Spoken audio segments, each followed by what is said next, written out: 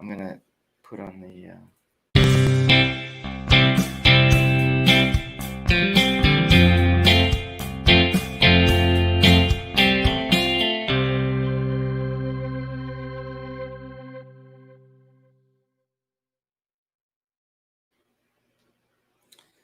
Well, hello. Hey, yes, we're together. It's a little different scenario. It's a little weird though. I gotta admit, like being able to look right across the table at you, because I'm just so used to looking into a screen. I know I'm so Zoomified these days. I can actually like touch you. Yeah, It's crazy. I know. All right. Well, slightly different format today in terms of being together, and um, thought we'd see how this goes. But same kind of stuff, just talking about life and what's going on out in the world from our perspectives. You being the very smart one, me being. I don't know about that. No, come on, stop. No, please. Me being the guy that just throws things out there and sees what happens. I like to. It's like I'm like a. I think if I were in the military, I'd probably be the guy that just is strapped with grenades and he just kind of like throws them just all over the place. That would be me. You ask good questions. Well, that's it. Might be a gift of mine. I'm not totally sure, but anyway, solid ground is our little thing we do here, and as you know, and this is where it gets weird, but as you know, I work in the church as a youth minister, but I'm also an architect, so I have like a double life. I'm in church world. I kind of use the analogy that I work in the sausage factory, and like when you're outside the sausage factory, the sausage, you just pick it up at the store and it's beautifully packaged and you take it home and you cook it and it tastes delicious. When you work in the sausage factory, you're like, it's not so delicious all the time. It's not so delicious. So, it's a challenge. Yeah. But I think it's like one of these things where the motivation for me is like, I just want to make it the best it can be, and I wake up honestly and go to my job in ministering to middle school and high school students. And that's what I want to do. And then I get the beauty of having another job that I really love, which is architecture. And I get to transform people's homes and their lives by creating something that's beautiful that they love coming home to every day. And I really do have the best of both worlds. And I never in a million years would have thought that that this would have been something that I am going to create for myself. So I really do think that I've just been really kind of spoiled. God has really spoiled me. So that's me. Who are you again? Yeah. Your name is Scott, It's right? Scott. Yeah, not Sky. Because sometimes when I say Scott to people, they're like, Sky? Oh, yeah. No, that's not my name. Yeah, I'm Mike. Yeah. And I'm Mike. Mike. Mm-hmm. Dr. Michael, Dr. T, people call me different things. But yeah, so I'm a professional theologian by trade. So I do a lot of teaching. And thinking, probably. And thinking. I think a lot about, probably too much. Really? Yeah. Probably. Can you overthink? Yeah, I guess you can. I think you can, yeah. What happens when you overthink? Well, you just never get to the bottom of things, and you think if you think hard enough, you will. But you don't. Life is too complicated for that. So yeah, but I do a lot of writing and stuff too. Just finished up a book manuscript that I'm hoping to hand over to a publisher on some church related stuff. A little bit about the sausage. Yeah. But I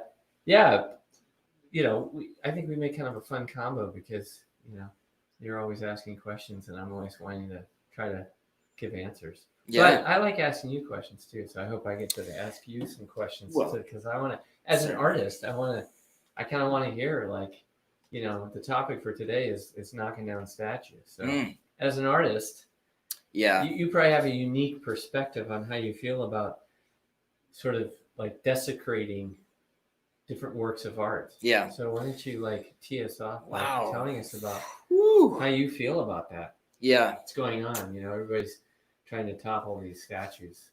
Well, first of all, First of all, I would say my thoughts on that is it's more. I guess I see things as more than just I would never say, well, it's a work of art, so you can't touch it. I suppose there are works of art that are worthy of burning and trashing. I mean, that's a really hard one, because I think of stuff like there was back, I don't know if I was in high school or college, but there was a famous photographer, Robert Mapplethorpe, and Robert Mapplethorpe had a photograph that was extremely controversial, and it was a picture of a crucifix in a jar of urine.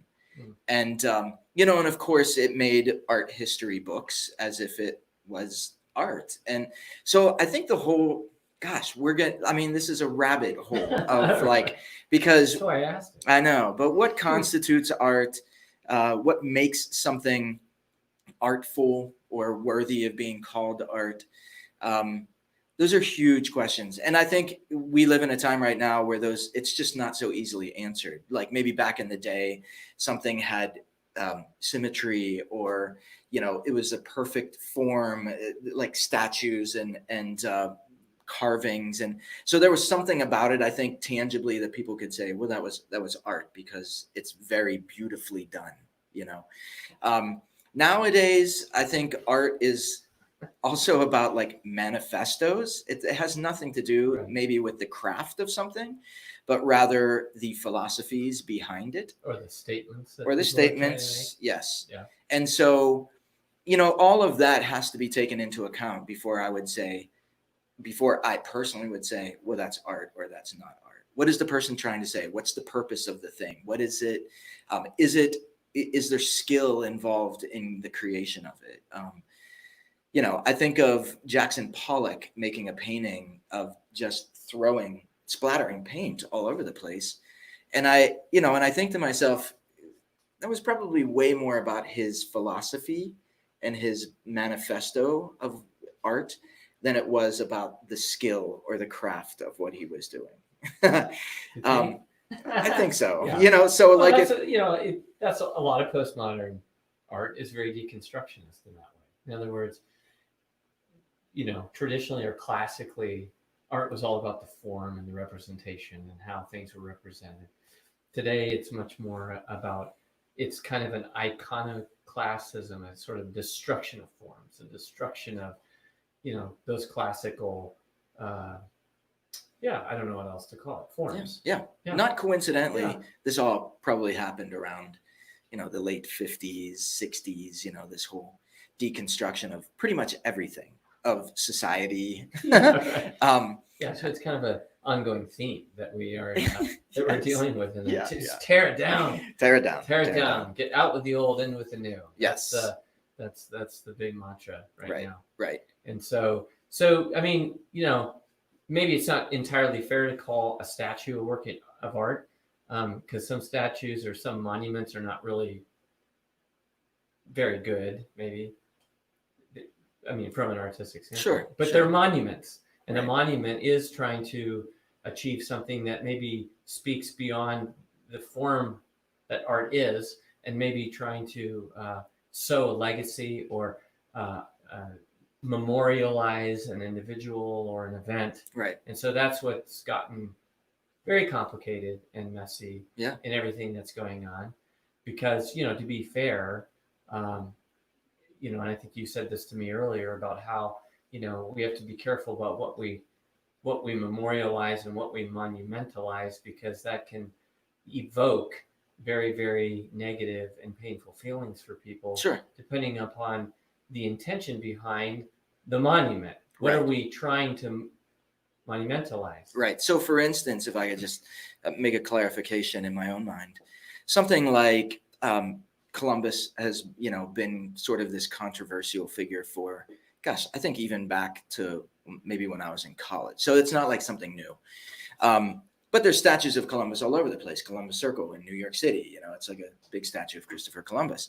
And I think that probably was more of like a honoring, this individual versus a monument, let's say like the Holocaust Memorial or the Vietnam Memorial, which is not glorifying or like drawing like a positive, it's really making people remember that this was a very painful kind of thing, so it's not like every monument or every statue is created with the purpose of glorifying somebody or some event. Right. Just want to clarify that. No, I think that's good. I mean, it's hard not to talk about this without also talking about just history and how we remember history, how we remember the past. Yes. And what we do it. And I think that one of the sort of the subtext with what's going on is that, we've heard a lot about revisionist history, and my take on revisionist history, like sort of my positive view of revisionist history is that, it's been said a million times that history is often written by the victor or the conqueror, and there's a whole lot to the story that's not told. Sure. Right. And so I think for the sake of posterity, for the sake of integrity, we have to do the best we can historically to tell the whole story and to remember everything that was part of that story. Right. And we tend to romanticize and glorify things, the winner's always all good, the loser's always bad in some way. Right. And that's a huge problem. But the other side of it, and I think what I think is part of revisionist history today is that we retell the story in the other direction. Like we just flip it so that, the people that were the victims are like canonized saints, and someone like a Columbus is just pure evil. Right. And everything they did was wrong. Well, right. And so you rewrite a different narrative, which actually isn't really true either. Right. So there's a need in telling the story of the past to always tell it accurately and continue to to refine the telling of the narrative. Sure. So it then raises a question of what do you do with monuments? What do you do with things which might not represent the whole story? Do you just tear those down lest we forget what happened entirely? Right. Or we erect monuments that again only tell part of the story.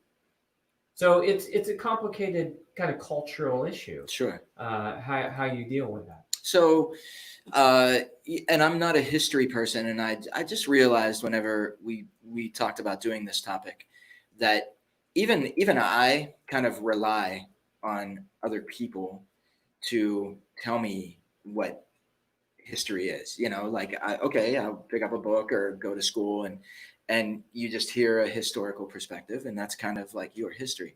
So I'm not, and then I get on the internet, and there's, like you said, there's a million different narratives about one topic of history, whether it's, let's say it's Cortez, and in the, what was it, the Mayan culture or the Incan culture? Aztecs. The Aztecs. Yeah. Okay, one of those three. So he probably. He might have encountered all of them, but maybe the Aztecs is the one. Right. So there's there's the kind of like the prototypical school history that you learn about that situation, right? But now, because information is so readily available, and I it's so hard for me to know whether somebody is telling the truth about history now, or whether it is a like a filtered version of history. I mean, I fall squarely now into the extremely skeptical category where it's hard for me to trust the validity of something. So, I mean, do you know anything about the history of Cortez and the Incan culture or the Aztec culture? Well, I mean, the thing, when you just look back on that whole time period, that what we call the age of exploration. I've seen Apocalypto, so I kind of like... Yeah, sort of the age. Again. Yeah. Yeah. Well, I mean, first of all, let me say this. Every narrative is kind of a lens, right? I mean, nobody ever tells a story that's perfectly objective. You're always telling it from your point of view, and your memory. Memory can be selective, right? We know this. It's like we don't, like if we were to go back, like I'm sure when we die, God's going to run the tapes in our life, and we're going to have a certain memory of certain events in our past. And when we see that event replayed, we're going to be like, wow, that's totally not how I remember it. Yeah. I just had a conversation with a friend of mine, and we were recounting experiences that we had together just 10 years ago. And I listened to how he recounted those events, and I was like, I don't even remember it that way at all. Yeah. And I don't remember you saying that. And even more, it's like, did I really say that to you? I don't remember saying that to you at all. This is what I remember saying to you. So it's like, history's tough. Like memory is tough. And there's always going to be that dimension to it, but it doesn't mean that there's no objectivity to it. It means that we have to continue to go back, to the sources, and we have to continue trying to reconstruct those narratives. Right. But even more important is the honesty with which we tell the story.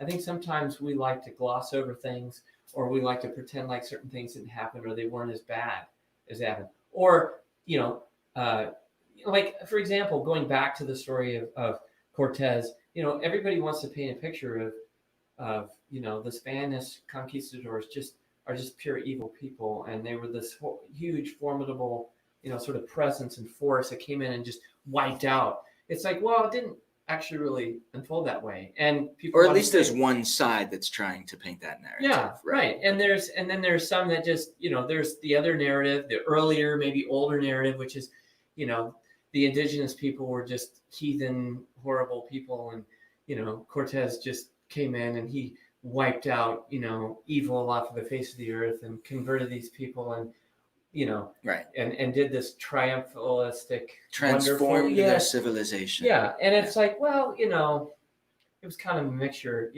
Here you have a clearly an explorer and a conqueror. Right. Can't deny that. Right.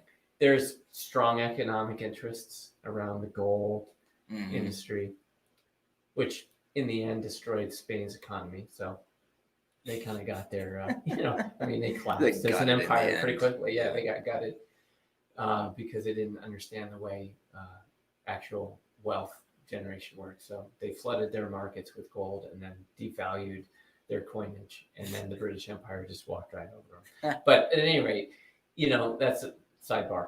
But the Aztec people, they were offering human sacrifice. I mean, a lot of people don't know that the Aztec people had conquered all of the neighboring tribes around them. They had put them into slavery. All of the human sacrifices that they were offering up were coming from these other conquered tribes. Right. So a lot of those tribal people were actually very, very excited about the Spanish coming in and conquering the Aztecs. So it's like, it's not a story where these are the perfectly good guys and these are the perfectly bad guys. Whether you flip it, whichever way you flip it. Right. It's the point is, this is a story of human nature, of two fallen civilizations that, from a faith perspective, needed to be redeemed in Christ, and have their lives and their historical and cultural realities brought into conformity with the truth. And so it's mixed. It's light and shadow. But I mean, how can you say vanquishing human sacrifice was not a good thing? Right. So I think that, this is the thing when I talk about how do we remember things accurately, we have to continue to learn and be honest. So, but it seems like if you ever want to capture a snapshot of a moment or a particular, I want to use the word vibe, but that's not right. But the feeling of a moment, right? And you want to memorialize that. So if you're the person who's being commissioned to do, the artwork, and the narrative is Cortez really, came in and helped free people who were slaves to other tribes and, were being sacrificed, from one perspective, that's a great thing. And so they kind of build a memorial to that, right? Obviously, to somebody else's perspective, the things that he did to make that happen, they can find some serious fault with that. So how do we ever appropriately honor or memorialize? So it's almost to the point where the conversation, the conversation is well, we can't. You can never memorialize somebody or honor somebody because they have skeletons in their closet or they have this or that. Well, right. Yeah, that's. So what do we do? Yeah. I we just build them and other people tear them down. Yeah, I think recontextualizing the monument is important. Right. It's important to remember, and maybe we have to remember in a different way, or we have more of the picture now. But what do we accomplish by destroying a piece of art that's a monument to a person or an event that happened in the past. Right. You only risk forgetting it altogether. I use the example, now this isn't a piece of artwork, but you could like go and just wipe out Auschwitz. You could just level it to the ground and put a Right. suburb in there. Yeah. But you turn it into a historical place of visitation. People go in, to see it. Why? Because we have to remember what happened there, right? And in this country, the biggest thing that's so painful is that we have largely, what people are upset about are statues to Confederate leaders. Yeah. Now, when you look into the lives of these Confederate leaders, by and large, they were admirable people, but they were on the wrong side of history when it came to slavery. Right. Okay, doesn't mean that the whole of their life. We could think of other issues like today. There's people that are involved in the abortion industry. Sure. And a lot of people today think abortion's perfectly okay. Yeah. And history someday will judge it as completely barbaric. Sure. Right. But are we going to reduce a person to their wrongful stand or participation in this one thing? No. Right. I mean, there's been great leaders in our country who advocated for abortion. And we would say, as Christians, we say, well, that's really wrong of them. There's a blindness there, just like there were people in those days that advocated for slavery, and there's a moral blind spot in their life. Right. But I don't know how you advance the cause of justice and truth by destroying that, rather than let's recontextualize the monument.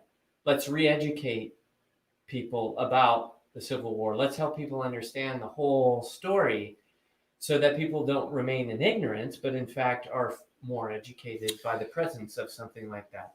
So you're suggesting that it would be like wise if you have a park or whatever where there's a statue of, let's say, Robert E. Lee, and that you would sort of create addendums to kind of tell a larger story with that thing. I mean, if because he's standing there with his gun or whatever, and he looks like the most noble person in the world.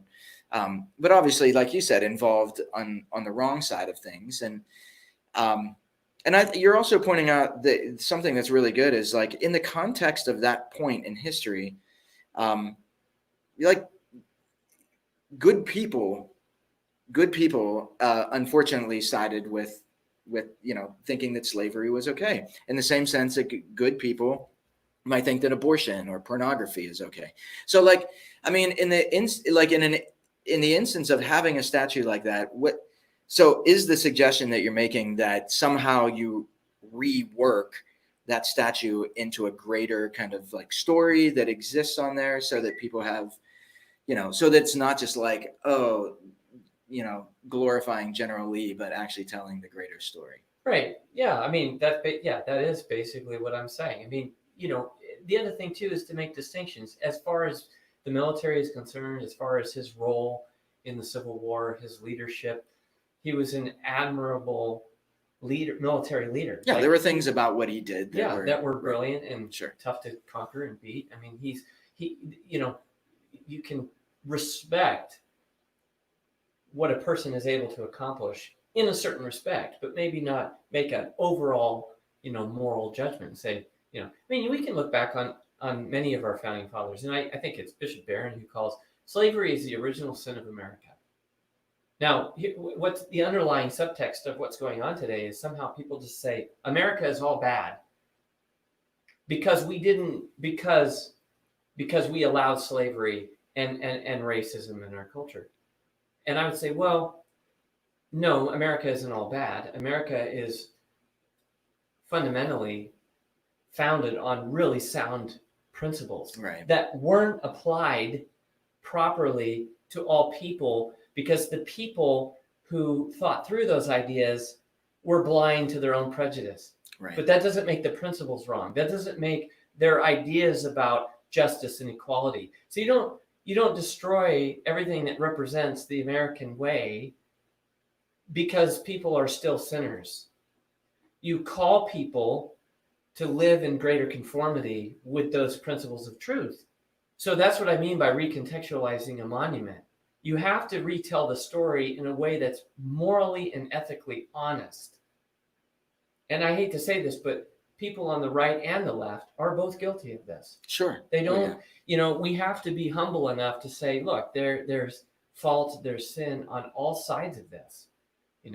Like I can't look back at the Civil War and say, oh, the northern states were just pure heroes. No, I mean, the Industrial Revolution was going on at that time, and we were exploiting the living daylights out of immigrants coming in. We know this in this area, especially mostly Catholics. Right. Immigrants that were coming over and working basically in sweatshops today, and the intentions weren't always perfect there. Same thing in the South. You can't say Southerners were all bad.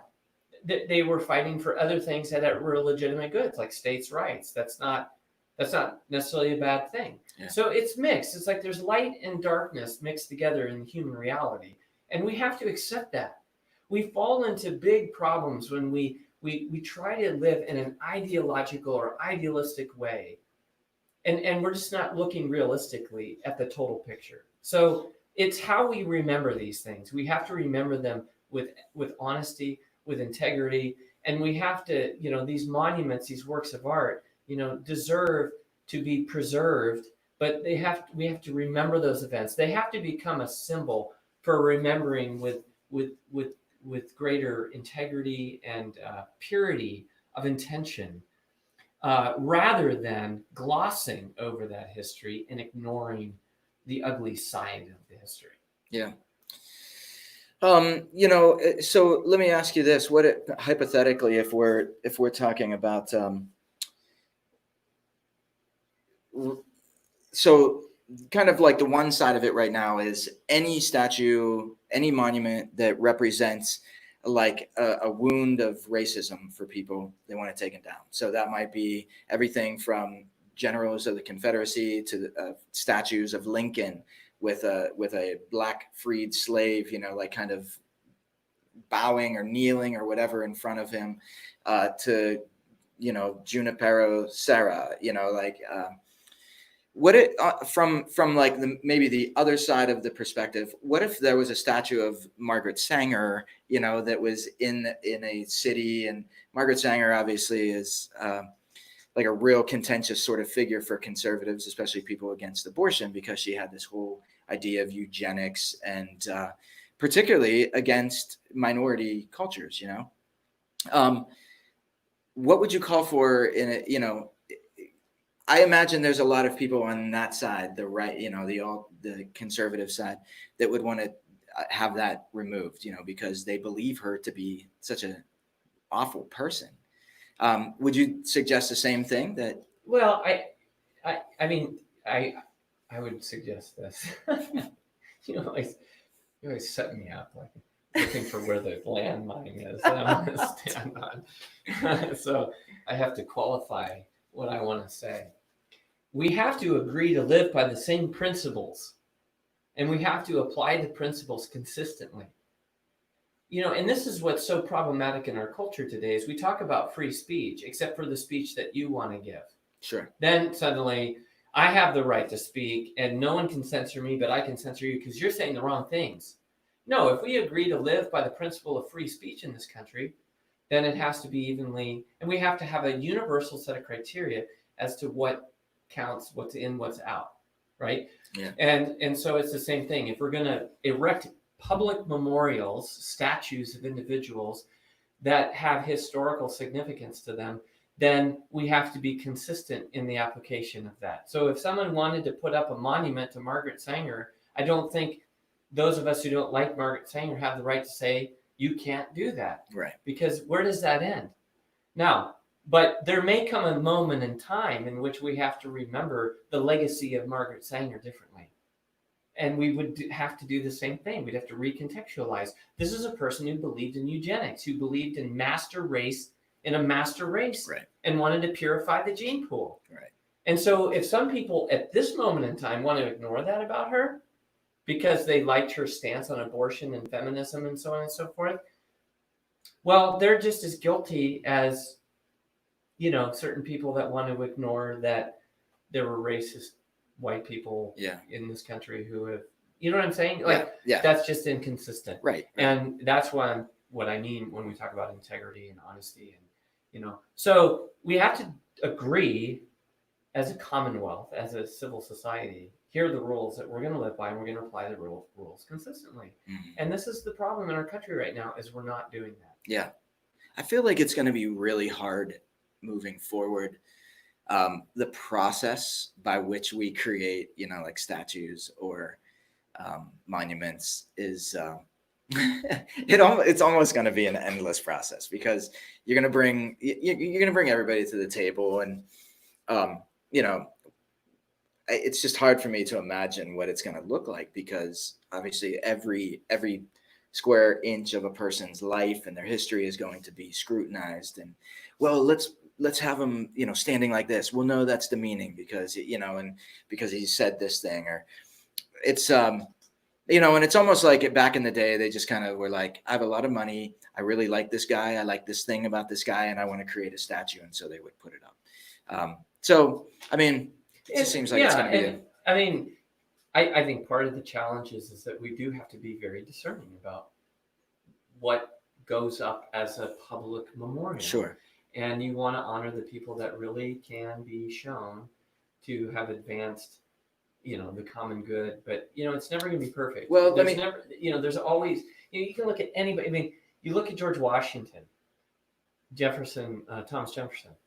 You know, how can you deny the importance and the historical significance of these two men? Right. But they were both, you know, Jefferson owned slaves. Yeah.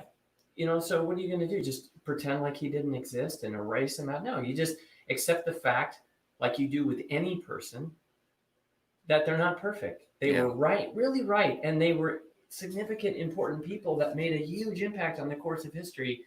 And we should remember the contribution they made, but we should also remember that they were flesh and blood, fallen human beings in need of the redemption that only God can give. Yeah.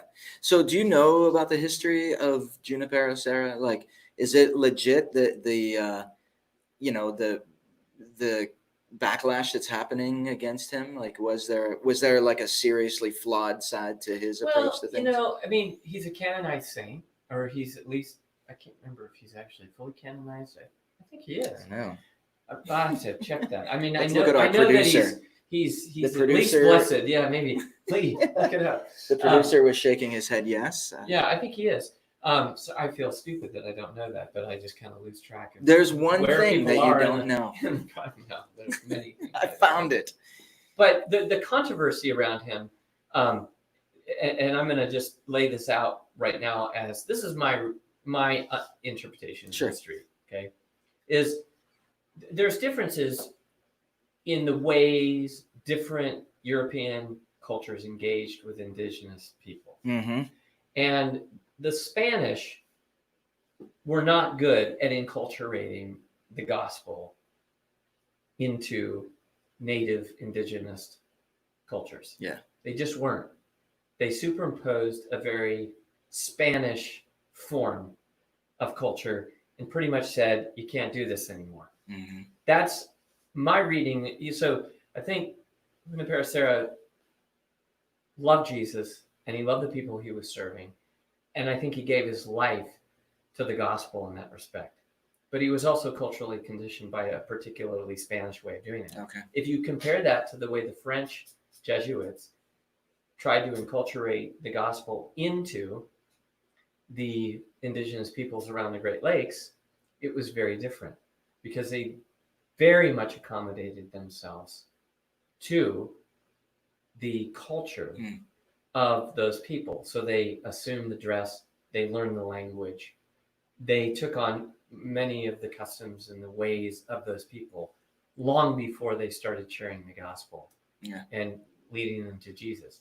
And what I would say is that to the extent to which they successfully converted those people are Catholics who still live an indigenous life. And that's good. That's the best way to do it. Yeah. Whereas I think a lot of the indigenous people that were evangelized by the Spanish became kind of Europeanized. I don't know how to say Yeah, that. yeah, right, And right. there was, under the colonial system, because of the corruption in the politics and the economics of that time period, you definitely had a clear class system operating where the indigenous people did not enjoy the same rights as the European settlers did. Yeah. And I think the English were terrible at this as well. I mean, in my opinion, those who did the best were the French Jesuits. You know, they didn't do it perfectly either, but they did it better because they really cared.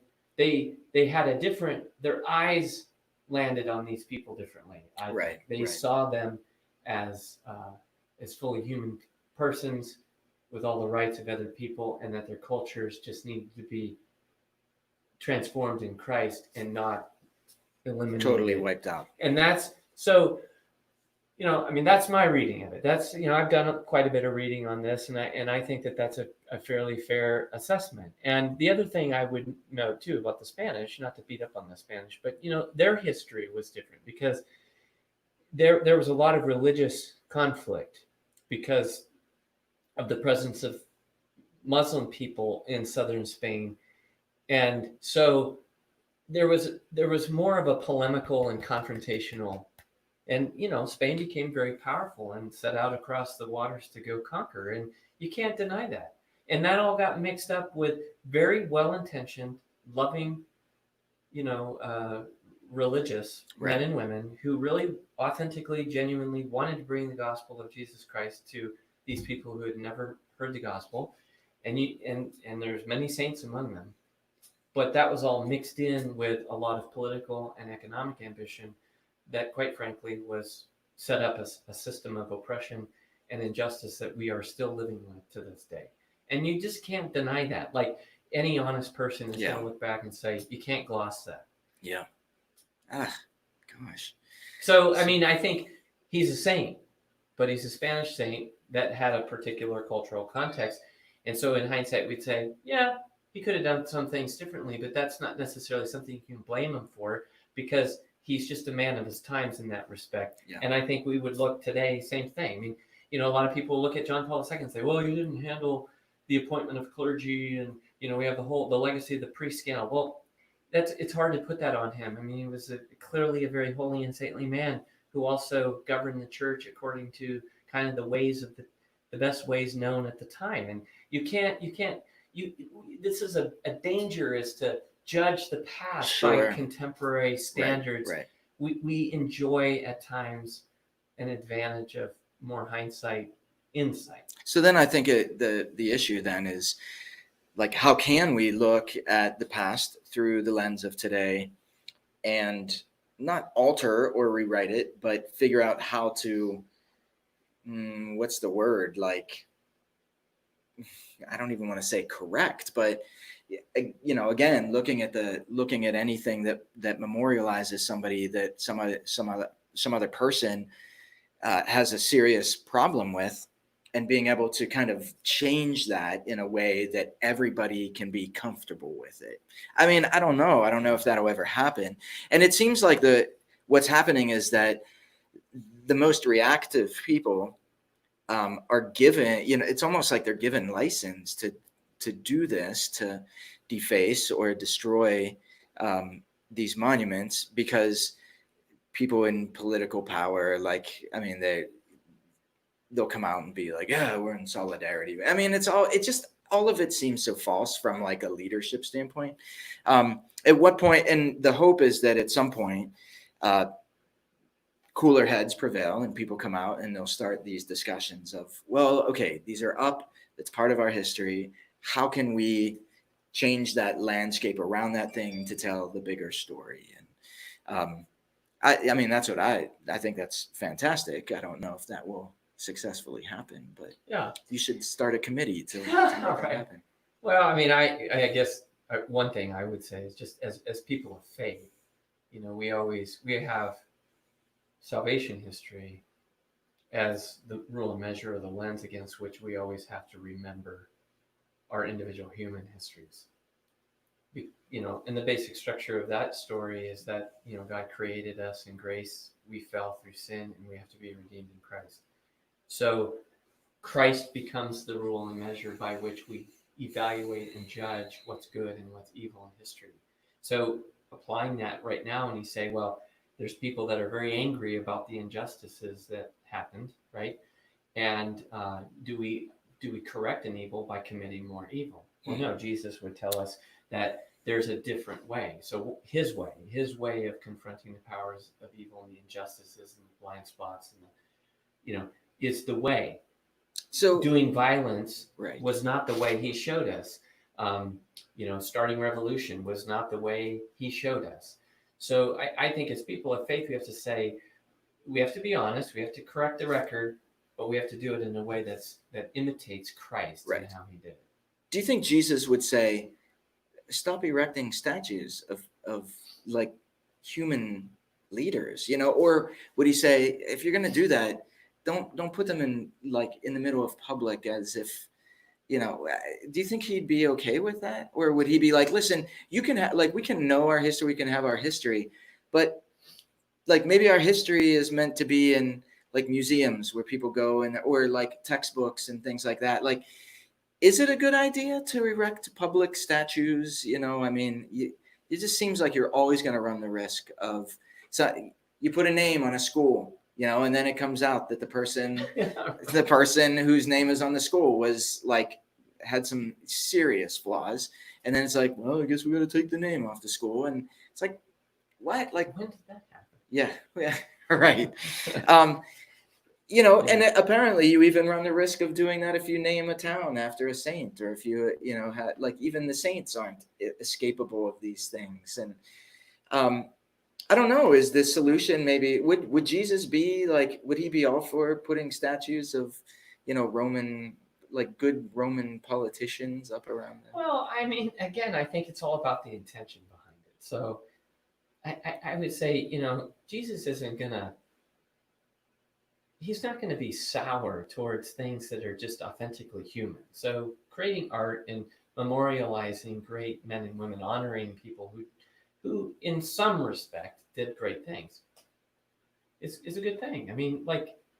It's a good thing. It's human thing. So I don't think he's going to say yay or nay. But I do think what he's going to say is, but keep your perspective. These people are not me. They're not your savior. They're not your deliverer. They're fallen human beings who rose perhaps a head above other people's shoulders, but probably not much more. Mm-hmm. And then, always be honest and remember them in the right way. I was struck when I went to DC some years ago, and I went into into Congress and saw the rotunda. I don't know what room it is, but it's this big domed room, right? And at the very top of it is a clear image of George Washington ascending on the clouds of heaven, oh my gosh. With all of these great American figures, surrounding him. And, it's hard not to think of the Book of Daniel here. Yeah. But it's and I remember I was struck. I was I think that goes a little far. George Washington was a good man. He had a lot of virtues. He was a man worthy of following and noble, but he was not the Son of Man ascending to the throne of the Almighty and to the the Holy of Holies, right? That's just way exaggeration, and it also puts America in a weird place as being this place that somehow it's we're the new heavenly Jerusalem. That's part of the narrative of America that I think a lot of these people are really fighting against. America is a great nation. We've brought an incredible amount of political ideas and in a way of life that history has never known. Yeah. The American flag represents a lot of really amazing ideas that have been valiantly and heroically put into practice, but not perfectly. Sure. So, are we better than every other nation on earth? No, I think our legacy is that we've brought certain principles forward, but you can point to other times, other kingdoms of the earth that have also accomplished great things in their own right. Right. So I just think we have to keep perspective. So that's what I think the Lord would say is, I'm just saying, it seems biblically every time a statue or some kind of monument is built, it's always associated with really bad stuff. Yeah, really bad stuff. You do have a point, and I do think that that could be, that could, it's always a temptation, and it's always fraught with problems. But at the same time, the question for us is always having the right intentions and seeking the right ends and making sure that, and so there's ongoing conversion. Like you can't stop us from doing that. Like that's never going to happen. No, I know. It's yeah. But, well, gosh. Have we resolved this issue for everybody? It's it's just so complex. Like everything, it's very complex. It's not, again, I'm just going to go, I just can't, I'm really interested to see what's going to happen from here on out with creation of monuments and statues and public art. It's probably all going to just be abstract that nobody can even understand, or everybody has their own interpretation of it. Like, they'll have two sticks that are together and they'll be like, well, that's our memorial to, George Washington. Somebody will be like, oh yeah, I see that. And then somebody else will be like, well, I have a totally different perspective. It's just weird. It's going to be hard. It's going to be hard to create public art that memorializes any event or person, because I don't know why. Maybe people just didn't think about this as much in the past, but we're just really going through a time where everybody is hyper scrutinized. If you're going to be a public figure, it doesn't matter. Even if you're a politician, if you're a celebrity, if you're a sports person, you're just hyper scrutinized, and almost to the point where you cannot make a mistake, or you're not worthy of all the good things that you may have done are completely erased because there may be a few, like skeletons in your closet. Right. It reminds me of when Christ said, the measure with which you measure will be measured out to you. Mm-hmm. So we're setting a precedence that I think is very dangerous. And I think people on the left side of the political spectrum don't realize that, people on the conservative side can do the same thing. Sure. Is this really the country we want to live in? This isn't the best way to right the wrongs of the past. So we should all stand united as a people saying, no, public art is good. Historical monuments are good. Historical memory is good. We just have to continue to get better and better at telling the story with ethical honesty. That's what we have to do. And we have to. That's quotable. That was a quotable line right there. Well, thanks. I'll have to go back through and see what he said. But that's what I think. That's what we have to do. And it's there's a certain justice in what's happening right now, because these people did some things that were really horrible. And one thing I always think about, I just want to say this because it's come into my head like 3 times last 3 weeks, is that sometimes I imagine, like, what if I was down and I just suddenly got like assaulted by one of these moms, right? And that would be so unfair.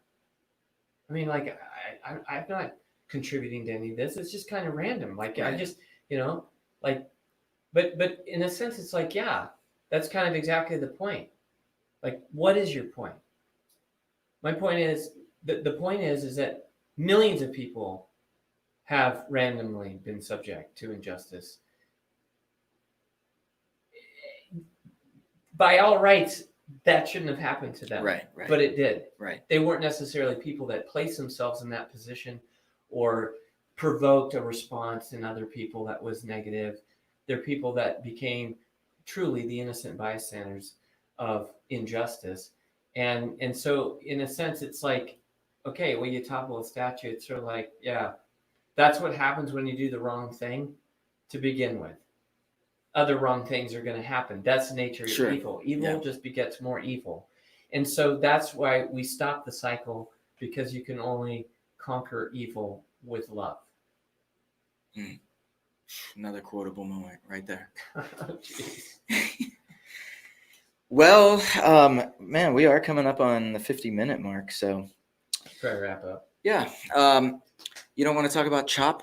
No, I'm just kidding. Oh my gosh. My hometown, Capitol Hill. I used to hang out there all the time. Oh my gosh, I could see you. in the occupied protest area. Liberation days, hang out in Capitol Hill. Oh man. Oh, I did. I mean, I used to. That was my place. Is that like the center? Have a parish right downtown there, and that was, the main one of the main thoroughfares through there is, can't even remember the name of the street, Broadway. I can't remember, but yeah, that's where all the, you know, That's where all the alternatives. Yes. Yeah. Yeah. And have always hung out, and that area, has always been kind of the. Well, it seemed like a successful idea for all of like 24 hours, but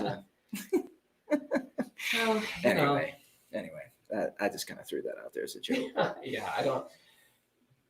It's Maybe a future. It's a mess. It's just a mess all the way around. Yeah. Yeah. All right. Well, that was good. I mean, there were. Yeah, I want to go back and watch some of it because there were some lines that I want to think about, but. Very complex, very like everything we talk about. Yeah, well, I mean, that's the whole point of this, isn't it? I mean, I think that neither of us are comfortable with things being black and white because nothing really is.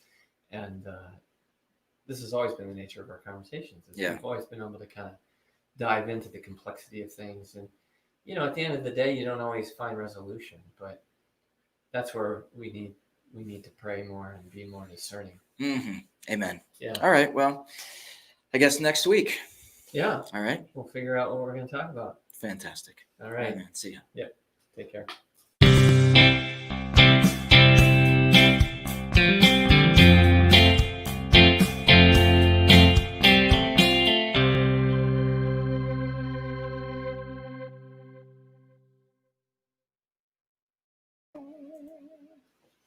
All right.